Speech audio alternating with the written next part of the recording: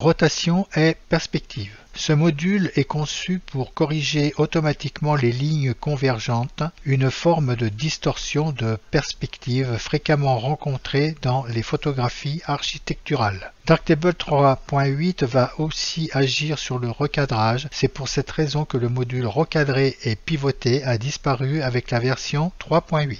Les distorsions de perspective sont des effets naturels quand on projette une scène en 3 dimensions sur un plan en 2 dimensions. Les objets proches de l'observateur apparaissent alors plus grands que les objets les plus éloignés. Nous avons aussi ce phénomène en prenant une photo en plongée ou contre-plongée. Avec ce module rotation de perspective, en cliquant dessus, et dans cette fenêtre, je vais avoir 2 possibilités pour travailler sur mon image. Soit avec tous ces curseurs et ces icônes avec des possibilités manuelles ou avec cette icône des possibilités automatiques. Avant de travailler sur cette image, je vais remettre les valeurs de ce module par défaut. Le premier réglage que nous allons avoir, c'est la rotation. Avec ce triangle, en allant de gauche à droite, je vais pouvoir faire tourner mon image depuis son centre. Je pourrais aller soit comme ceci sur la gauche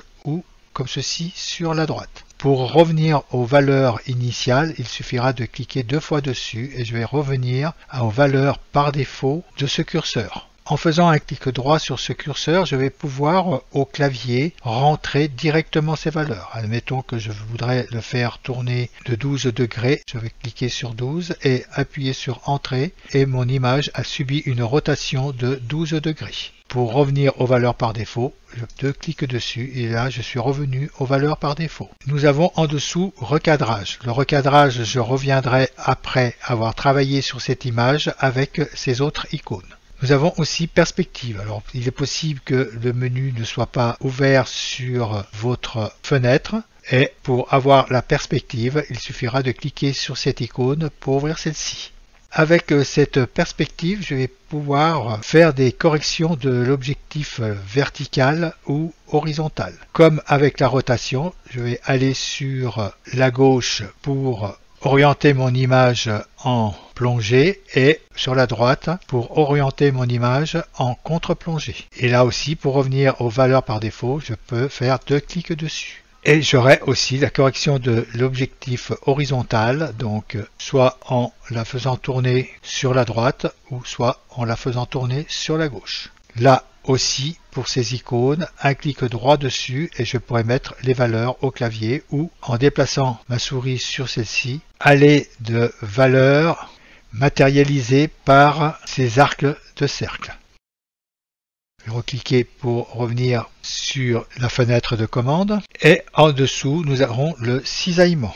Le cisaillement, cela va pivoter notre image suivant une diagonale de bas en haut qui va partir soit de droite, soit de gauche. On pourrait cisailler comme ceci qui va partir de droite pour aller à gauche ou sinon comme ceci qui va partir de gauche pour aller à droite. Et là aussi, pour revenir à des valeurs par défaut, 2 clics sur le curseur triangulaire et là aussi avec un clic droit, je pourrais rentrer les valeurs que je souhaite au clavier ou travailler avec la souris comme ceci pour régler mon image. Revenir par défaut.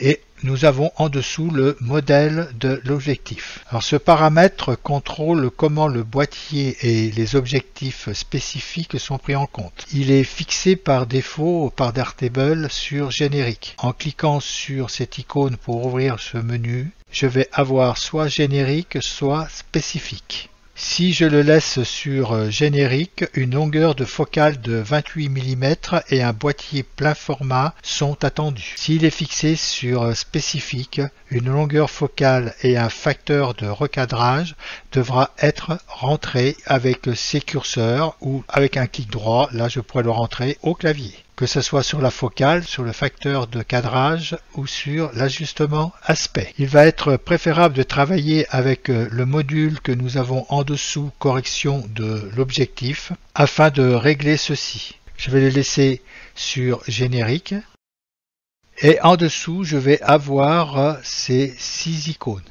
Avec les 3 qui sont dessus, je vais pouvoir tracer la structure de lignes qui vont me permettre de redresser mon image. Je vais avoir comme un outil crayon. Là, je pourrais travailler avec une structure qui va être rectangulaire et avec cette icône, je vais travailler sur une structure qui va être automatique. Pour travailler sur cette structure, je vais pouvoir ajuster de trois sortes différentes. Avec ce premier icône, il va travailler uniquement sur la verticalité de la structure. Ce deuxième icône va travailler sur l'horizontalité de la structure. Et ce dernier icône va travailler sur les deux, verticalité et horizontalité. En plus, je pourrais faire des corrections qui vont être plus importantes avec ces icônes. Quand je reste dessus, dans la fenêtre d'aide, je vais pouvoir, en faisant un CTRL plus clic, je vais travailler uniquement sur la correction de rotation seulement. Et Shift plus clic pour la correction de distorsion uniquement. Et par contre, CTRL Shift plus clic pour uniquement la correction de rotation et d'alignement d'objectif.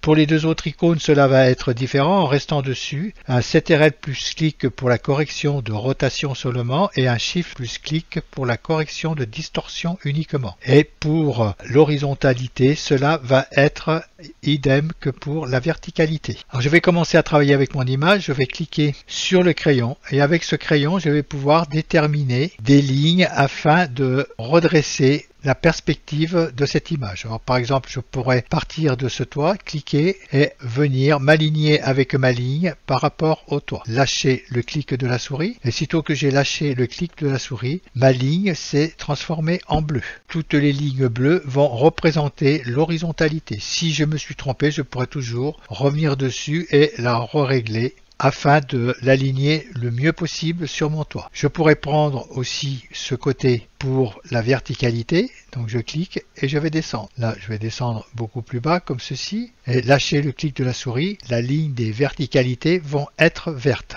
Là aussi, je peux revenir à tout moment et réaligner mes lignes par rapport à l'angle que je souhaite avoir pour redresser mon image. Il faudra que je dispose d'assez de lignes pour redresser mon image afin que Darktable puisse comprendre ce que je souhaite. Car si je clique par exemple sur ajuster, je vois que pas assez de structure pour corriger automatiquement. 2 lignes minimum dans chaque direction. Donc il me faudra au moins 2 lignes dans chaque direction. Alors la première ligne, je l'ai tracée sur cette partie de toit en horizontalité et je vais retracer une autre ligne sur le bas de ce toit pour lui donner une deuxième direction. Et en verticalité, je vais prendre la verticale de cette tour, donc je vais mettre ici, cliquer et descendre afin de redonner une autre verticalité.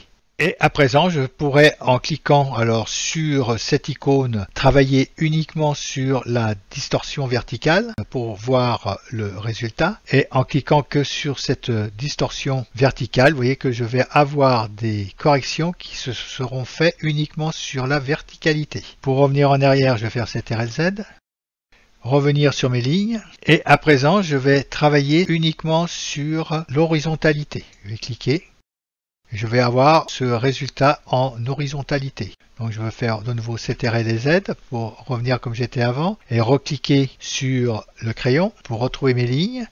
Et à présent, je vais travailler sur les deux axes en même temps. Je clique sur cette icône et là, je vois que le travail est tout de même meilleur. Par contre, je constate aussi qu'il me propose ce recadrage et d'enlever toutes ces parties qui sont noires. Alors je pourrais venir sur recadrage et choisir un autre recadrage. Là j'ai le plus grand côté, je pourrais le désactiver. Là je vais avoir toute mon image qui va être prise. Ou sinon le plus grand côté nous l'avons est le format d'origine. En format d'origine je vois que mon image elle est un petit peu trop serrée. Par contre, avec le plus grand côté, cette fonction va me perdre le moins possible de surface sur mon image. Je vais laisser comme cela. Revenir faisant un CTRL-Z. Recliquer sur le crayon pour enlever les lignes. Et nous allons travailler avec l'outil qui est à côté, le rectangle. Pour cela, je vais revenir à mon image telle qu'elle était au départ et activer le rectangle. Avec ce rectangle, je vais travailler de la même manière qu'avec le crayon, c'est-à-dire que je vais aligner le toit de ce château, comme ceci. Aligner aussi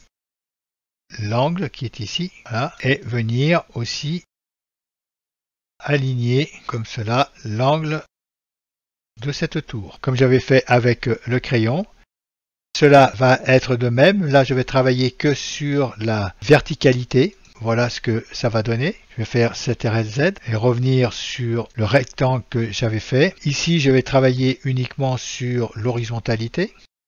Refaire CTRL-Z et revenir sur le rectangle. Et là, par contre, je vais travailler sur l'horizontalité et la verticalité.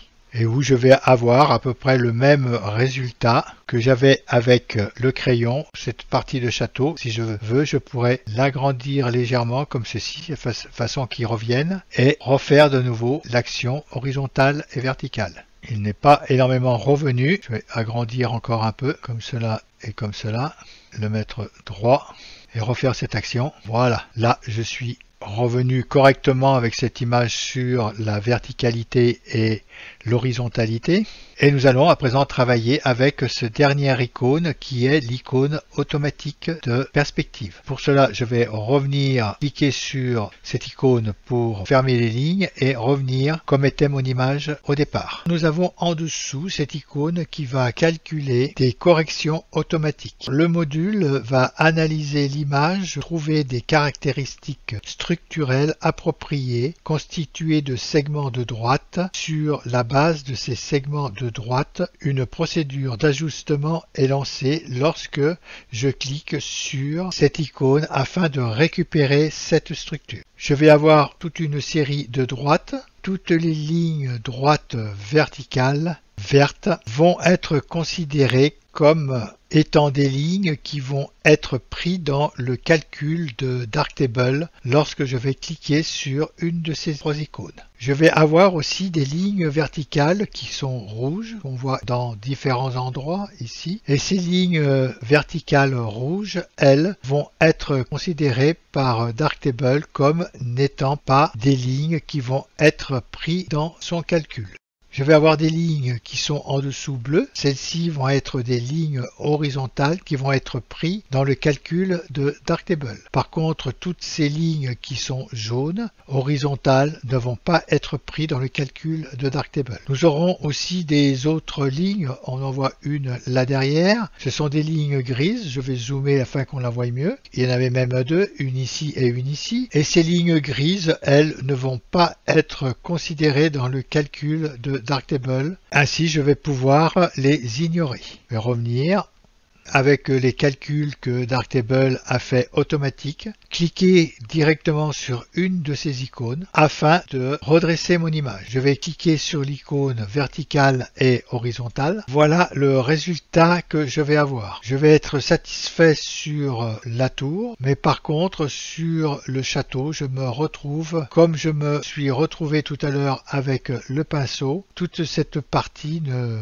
me satisfait pas parce qu'elle devrait être un petit peu plus prononcée. Je pourrais retirer ce calcul, revenir par défaut sur mon image et dans le prochain calcul, je vais avoir CTRL plus clic en cliquant sur cette icône afin d'améliorer les bords de la structure. Je clique sur la touche CTRL et je clique sur cette icône automatique et là je constate que j'ai beaucoup plus de lignes qui viennent sur mon image. Il y a même des lignes horizontales qui se sont mises sur les nuages. Je me retrouve avec des lignes grises là, comme je vous disais tout à l'heure, qui ne vont pas être pris en compte et plus de lignes bleues. Avec ce calcul de Darktable, je vais l'accepter et travailler sur les lignes horizontales et verticales.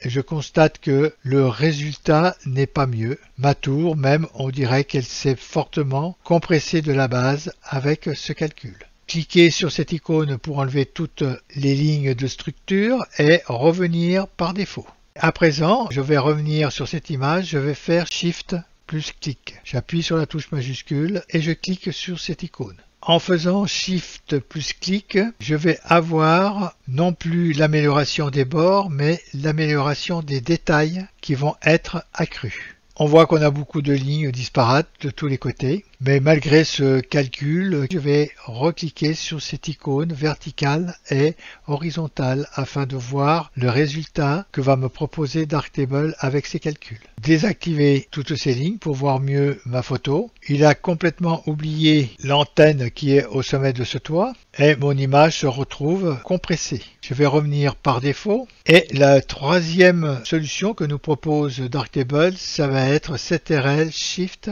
plus clic, c'est-à-dire la touche CTRL enfoncée, la touche majuscule enfoncée et je vais cliquer sur cette icône. Alors là, je vais avoir un autre calcul qui va être totalement différent et cliquer sur cette correction afin de voir le résultat que va me proposer Darktable. Il faut reconnaître que le résultat est pas mal, c'est dommage qu'il ne m'ait pas toujours pris cette antenne au sommet de cette tour. Mais maintenant, revenons par défaut.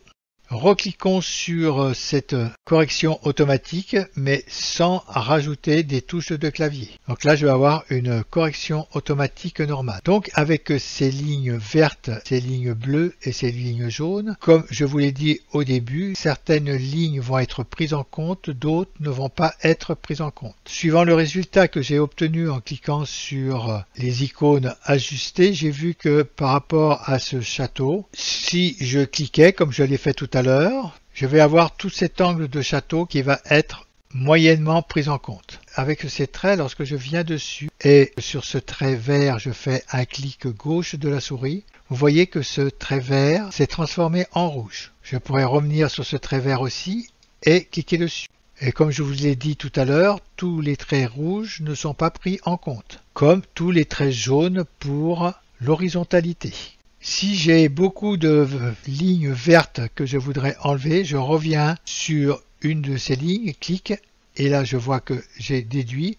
Et le fait d'avoir cette icône, je vais passer sur toutes les lignes vertes que je vois pour les transformer en rouge, comme je le ferais avec un pinceau.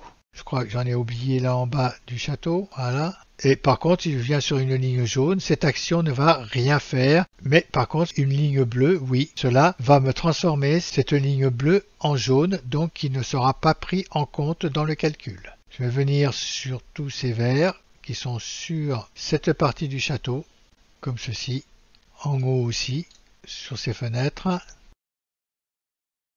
et sur les cheminées, sur l'antenne. Par contre, j'ai vu que certaines lignes sont devenues jaunes parce que je les ai touchées avec le pinceau. Pour refaire ces lignes en bleu, je pourrais cliquer dessus et là, ça vient bleu. Et sinon, pareil, en revenant dessus, je peux repeindre. Alors bien sûr, les lignes vertes redeviennent vertes. Là, je reviens dessus, un clic droit. Et là, un clic gauche pour faire apparaître ces lignes. Là, en horizontalité aussi, je vais peut-être faire un clic gauche et remettre toutes ces lignes comme ceci. Et par contre, là, un clic droit et enlever toutes ces lignes. Là, j'ai encore une verte, je vais l'enlever. Et là aussi, ça peut déranger les calculs de Darktable. Et en ayant retiré toutes ces lignes vertes sur cet angle de château, et ayant gardé ces lignes bleues, d'ailleurs je vais garder encore celle-ci, celle-ci, je vais revenir dessus comme ceci, celle-ci et celle-ci. Et aussi dessous, donc là je fais des clics de souris pour ne pas revenir sur les fenêtres. Celles-ci je vais les laisser en jaune, peut-être reprendre juste sur les fenêtres ici. Ah, là un clic droit. Et à présent je vais refaire une correction des lignes verticales et horizontales afin de voir le résultat que cela va me produire sur cette photo. Je vais désactiver les lignes et je vois que la photo ressort mieux. Ce réglage automatique de Darktable va convenir sur certaines de vos photos, mais avec d'autres photos, vous allez être obligé de travailler comme je l'ai fait sur celle-ci. Mais par contre, pour vous aider aussi, nous aurons en dessous montré les guides. Lorsque je vais cliquer sur cette case à cocher, je vais activer les guides. Je pourrais le faire soit ici, qui sont les deux mêmes icônes. En cliquant sur cette icône, je pourrais avoir des guides type de grille ou sinon de règles de tiers ou encore en choisissant un de ces choix qui est dans cette liste. Je vais prendre les grilles. Par défaut, là, cette grille a été touchée. Normalement, tous les repères sont à 3.